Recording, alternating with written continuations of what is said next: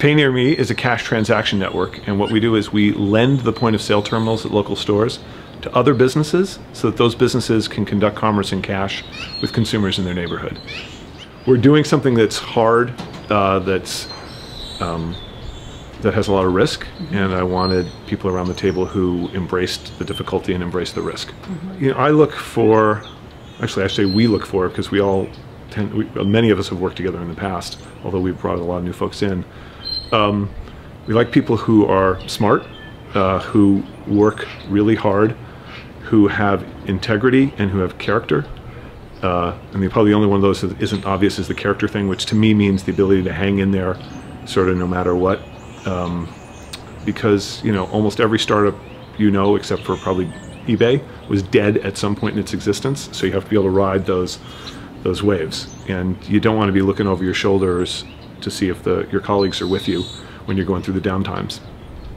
I've been working with, well, I've known Dan Levitan at Maveron for 13 years. He was an investor in my previous company, Good Technology, and he was always just an honorable, straightforward, good guy, and I wanted to work with honorable, straightforward, good folks.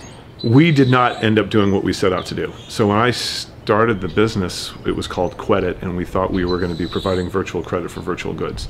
Today we're providing a cash transaction network.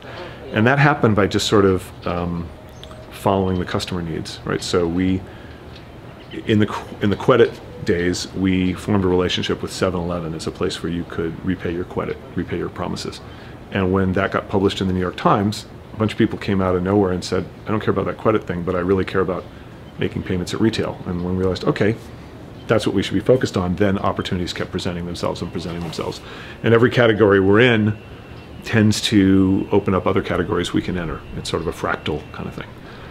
And it actually reminds me of something that one of our business school professor, I think, said, which was, you know, the best way to be in business is to be in business, which is when you're out selling and you're listening, you know, people may say, I don't want that, but I want that. And you're like, okay, let's do that. And then when you're selling that, you'll find more and more adjacencies and you can build your franchise out from there. So I think this is a very, different people are motivated by different things. To me, what I enjoy the most is working with people I really like on problems that I think are really interesting. And ideally they're problems where no one of us could have solved it ourselves. It took some combination of all of us to get it done.